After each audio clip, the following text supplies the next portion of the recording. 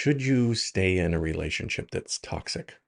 This question comes up a lot with some of the guys that I coach. Understanding that they're actually in a toxic relationship as opposed to a relationship that just needs a little bit of work.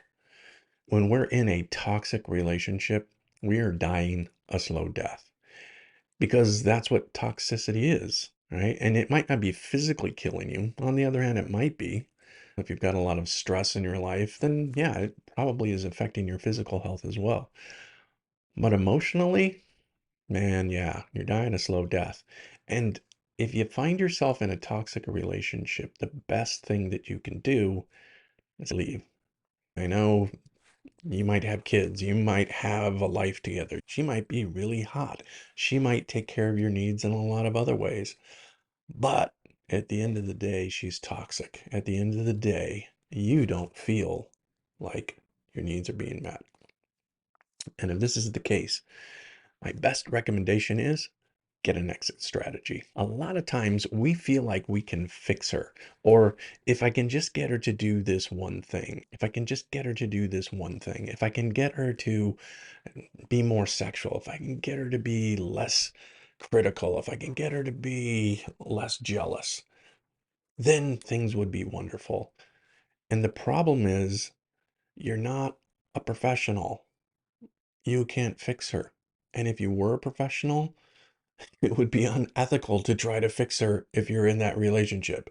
So either way, man, if you're in a toxic relationship, you should get out.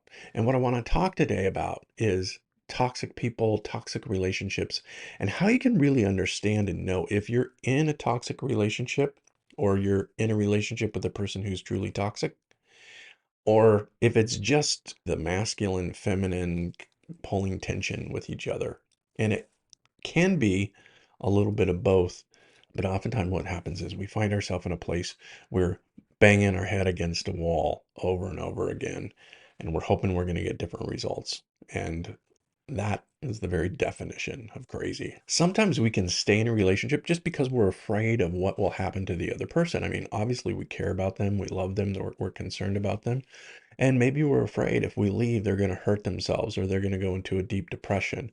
Or maybe we're afraid if we leave them that they're going to start talking smack about us. They're going to start being critical about us and the relationship with other people. And when you've been in a relationship for a while and you've got friends on both sides, it can be a little bit scary thinking about what your ex is going to say about you to your friends. But if this is the case, it's also an indication that you're in a relationship that's toxic because you shouldn't be afraid of what the other person is going to do when you're just taking care of your own needs. On the other hand, you might be afraid that they're going to always be unhappy, that somehow you're the only person that can save them. You're the white knight. If you leave them, nobody else will be able to handle them. This is just pure codependency. My definition of codependency is being in love with someone's potential. If she would just do this, if she would just change that, everything would be wonderful. And you're in love with the potential, not the actual person. And all you're doing is adding a fallacy, I can fix her, to your fantasy of this is amazing and wonderful. And that's something that you need to work on with a therapist is your own codependent nature and your need to rescue, caretake, and fix, because that's on you. Unfortunately, a lot of us who are codependent, we're attracted to people who are toxic. We're attracted to people who have personality disorders. And I'm going to talk a little bit more about that further on in the video. But before I do, I want to remind you to like and subscribe. I really appreciate everybody who likes, shares, and subscribes to my channel. I appreciate it very, very much. How do you know if the relationship is actually toxic or it's just the regular masculine feminine polarity and the dynamics that sometimes cause frustration? And that's one of the questions you have to ask yourself. Is this behavior tolerable or is it intolerable? And oftentimes, us nice guys, we're codependent and we tolerate the intolerable. We tolerate things that nobody else would put up with because we think there's something special about us. And that's our own shit that we're going to have to work through it with a therapist. Here's some general signs that you might be in a relationship with a person who's toxic and it's causing toxicity in your relationship. First of all, if they have a history of unstable relationships, in other words, they've never been in a relationship that's maybe been more than several months or maybe just even a few years, that they tend to jump from relationship to relationship to relationship. In their relationships, they're typically really up and high and things are wonderful. There's often this extreme of they love you, they think you're the best person in the world, they can't get enough of you, and then you do something that pisses them off, and all of a sudden you're the devil. They hate you, they talk smack about you, they criticize you, they make you feel like this big. Another sign is they may have an extreme perceived or real fear of abandonment. If they think that you're going to leave them in any way, they become super controlling. If you want to go out with your friends and then they get upset with you because you don't want to stay home with them, this might be a sign that they're controlling you, which is a way that toxic people manipulate, is through giving love or using it as a punishment by withdrawing love. And this can be in the form of affection, it can be in the form of communication, how they react to you. It can be even sexual, that they're withholding sexual intimacy with you because they're upset with you. Now, if you're a good boy and you go do a good thing, then they're going to reward you with sexual favors. And that's just not a healthy relationship. Another thing they may have and exhibit is a lack of empathy and appreciation for other people's feelings. They don't care about anybody else but themselves. They don't care about somebody else hurting or what they're doing to you and how it might be affecting you. They only care about what you're doing and how it affects them. They're unable to get out of themselves and experience what it might be like to experience what the other person is experiencing. Another sign is impulsivity and behavior that's consistent with doing things without really thinking it through, understanding what the consequences are. That when a person who's toxic, they're extremely impulsive, and this type of person can be very impulsive. They can buy things or they're constantly doing things to try to make themselves happy.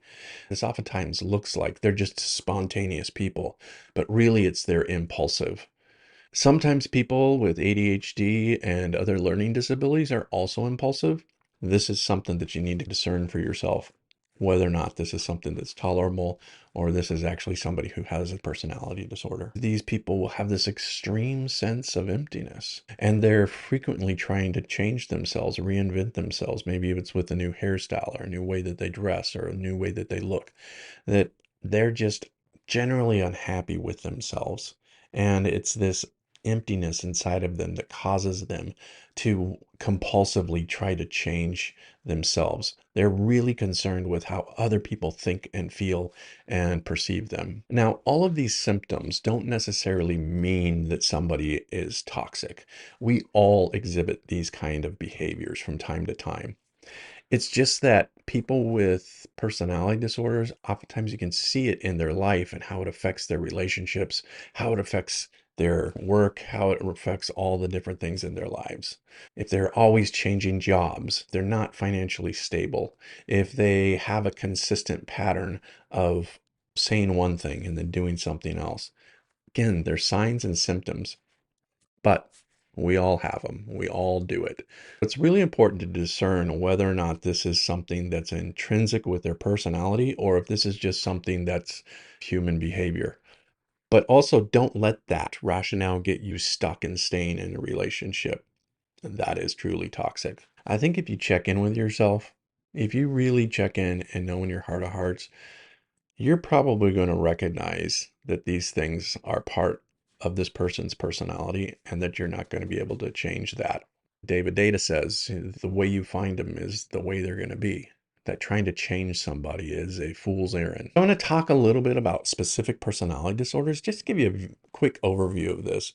And maybe you've heard some of these words before, you're not really sure what they mean, but essentially a personality disorder is something that is a mental illness that people have that is related to past trauma, especially trauma in their childhood and sexual trauma, that when this person is growing up, they're abused in a way they don't know how to respond to that. And so they develop defense mechanisms that help them survive in the world. And these symptoms are essentially just defense mechanisms for them to try to figure out how to do life. But those defense mechanisms oftentimes work against them. The first one is borderline personality disorder, or BPD. A person with BDP will often have an intense perception of fear of abandonment. They tend to be in unstable relationships and they have a poor self-image issue and they fear abandonment. If they fear that you're going to abandon them, they will often become enraged and act out in ways that are scary. They may start cutting themselves. They may start telling you that they're going to commit suicide. They may start telling you that they're going to tell all of your friends what a terrible, abusive person you are. You've probably heard of this one, which is narcissistic personality disorder. A narcissist has an extreme need for admiration and they lack empathy for others.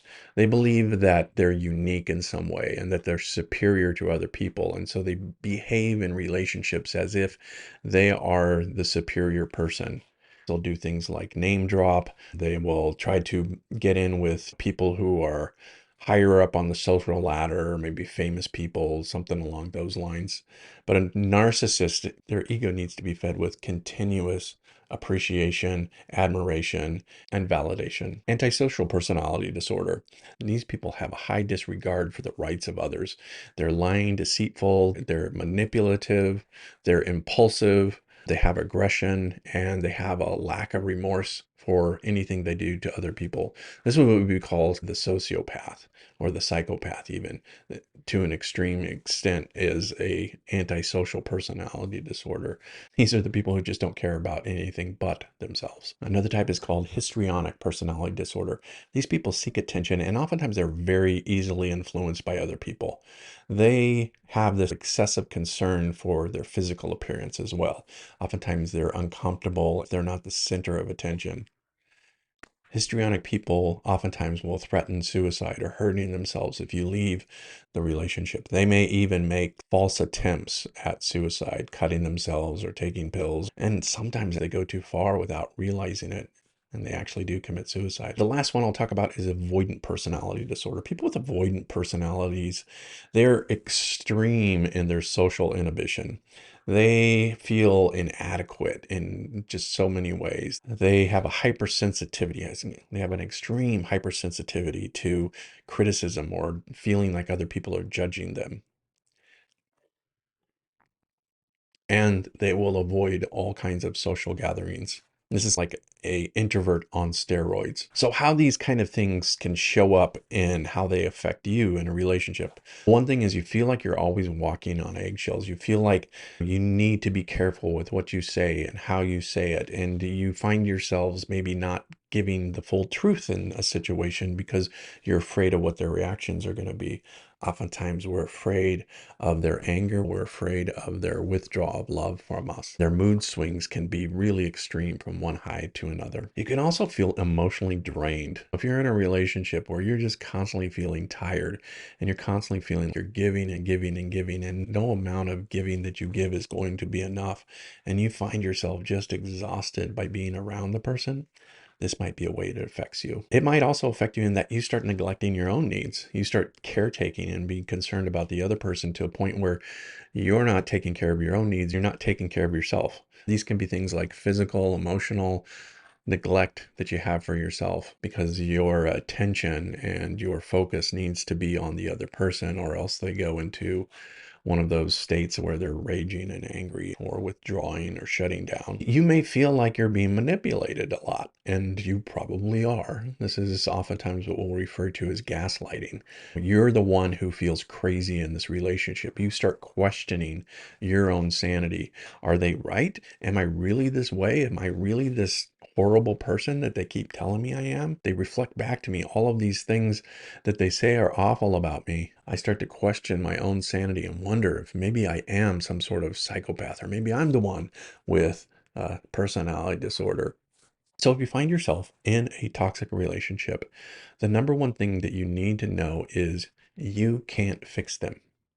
No matter how hard you try, no matter what you do, you will not be able to fix them.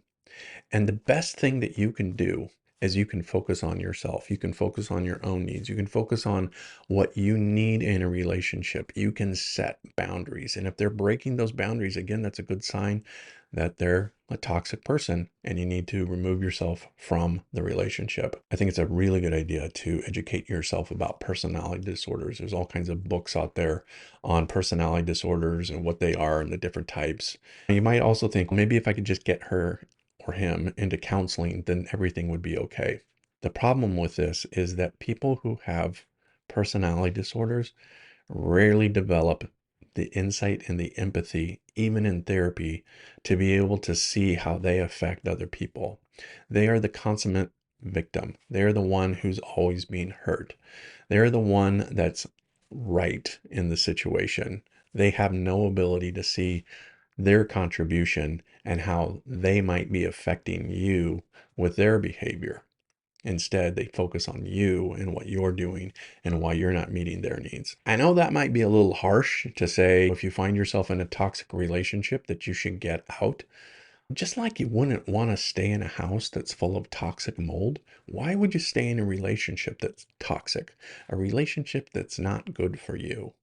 And the only reason you would probably stay in that relationship is because there's a codependency inside of you.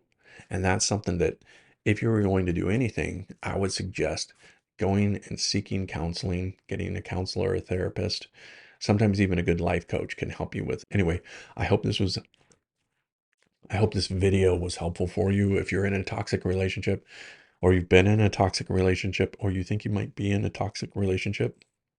Make a comment, like and subscribe. Send me a email if you want. My email address is chuck@chuck.cc. You can reach out to me at any time. Thanks again for watching this video, and I will see you next time.